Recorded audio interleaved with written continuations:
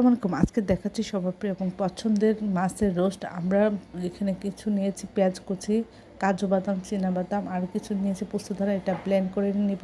আমরা এখন এই মাছের মধ্যে দিয়ে দিব আধা চামচ লবণ, আধা চামচ হলুদ গুঁড়া, আধা চামচ মরিচ গুঁড়া দিয়ে আমরা মাছ খুব ভালো করে মাখিয়ে নিয়ে আমরা তেলে এটা ভেজে নিব। এক পাশ ভাজা হলে উল্টিয়ে অপর পাশ ভেজে নিব। তারপর আমরা এটা নামিয়ে রাখবো। এখন তেলের মধ্যে দিয়ে দিচ্ছি পেঁয়াজ, কাঁচামরিচ সব কিছু আমরা ভালো করে একটু ভেজে আধা চামচ আদা বাটা, আধা চামচ রসুন বাটা দিয়ে ভেজে ব্লেন্ড করে রাখা ওই পেঁয়াজের ওটা দিয়ে আমরা ভেজে নিচ্ছি। তারপরে দিয়ে দিব আধা চামচ হলুদ গুঁড়া, আধা চামচ ধনে গুঁড়া, আধা চামচ জিরা গুঁড়া, এক চামচ মরিচের গুঁড়া। সব কিছু দিয়ে আমরা মশলা খুব ভালো করে কষিয়ে নিব। এখানে দিয়ে দিচ্ছি টমেটো সস। তারপরে মশলা কষিয়ে আমরা ঝোল দিয়ে দিচ্ছি। তারপরে দিয়ে দিচ্ছি 5 চামচ গুঁড়া দুধ দিয়ে আমরা পানির মধ্যে দিয়ে এটা ফুটিয়ে নিচ্ছি। তারপর দিয়ে দেবো মাছ। এক পাশ মাছের রান্না হলে উল্টিয়ে অপর পাশ আমরা রান্না করে নেব। দুই পাশে রান্না হয়ে গেলে আমরা এটা সব কিছু ঠিক থাকলে আমরা নামিয়ে পরিবেশন করব। এটা খুবই মজা হয়েছিল, এটা খুবই সুস্বাদু হয়েছিল। আশা করি এই রেসিপিটা আপনারা একবার হলেও ট্রাই করবেন। তাহলে এইভাবে রান্না করলে সবাই মাছ খাওয়ার জন্য অস্থির হয়ে যাবে।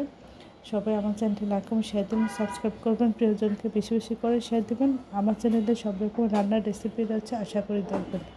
আসসালামু আলাইকুম। আজকে দেখাচ্ছি সবার প্রিয় এবং পছন্দের খাসির কলিজা ব্যবসা রান্না। আমরা প্রথমে কলিজা এইভাবে কেটে সিদ্ধ করে ময়লা পানি ফেলে ধুয়ে নিব। তারপরে আমরা তেলের মধ্যে পরিমাণ মতো পেঁয়াজ, কাঁচামরিচ দিয়ে একটু ভেজে 2 চামচ আদা বাটা, 3 চামচ রসুন ছেঁচা সব কিছু দিয়ে আমরা ভেজে নিচ্ছি। তারপরে সামান্য একটু পানি দিয়ে এখানে 1 চামচ দিয়ে দেবো লবণ, আধা চামচ হলুদ গুঁড়া, 1 চামচ ধনিয়া গুঁড়া, আধা চামচ জিরার গুঁড়া এবং 1 চামচ মরিচের গুঁড়া, সামান্য একটু এলাচ গুঁড়া, 2টা তেজপাতা, কয়েকটা দারুচিনি সব কিছু দিয়ে প্রথমে ব্যবসা দিয়ে আমরা কষিয়ে নিব। তারপরে এর মধ্যে কলিজা দিব, সেটাও দিয়ে আমরা কষিয়ে নিব। তারপরে আমরা কিছু আলু দিয়েও এভাবে কষিয়ে নেব। অর্থাৎ আমরা পুরো রান্নাটা অল্প অল্প পানি দিয়ে কষিয়ে কষিয়ে রান্না করব। আর আমরা এখানে গরম পানি দিয়ে পুরো রান্নাটা করব, এতে টেস্ট অনেক বেড়ে যাবে। তারপরে একটু ঝোল দিব, ঝোলটা কমে যখন সব কিছু টেস্ট ঠিক থাকবে তারপর আমরা নামিয়ে পরিবেশন করব। নামানোর আগে একটু সামান্য জিরা গুঁড়ো দিব, এতে টেস্ট অনেক বেড়ে যাবে।